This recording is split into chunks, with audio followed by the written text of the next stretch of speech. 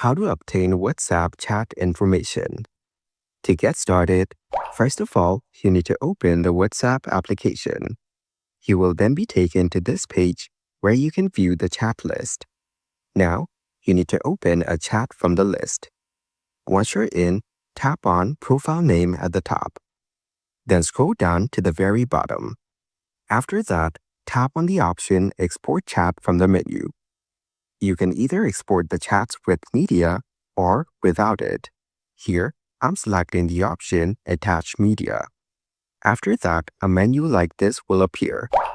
Now go ahead and tap on the option Save to Files. After that, browse the destination where you want to save the file. Then, you need to tap on the Save button at the top right corner. Once you're done, the chat, along with all the media files and documents, will be saved to your internal memory. So, by following these steps, you can obtain WhatsApp chat information.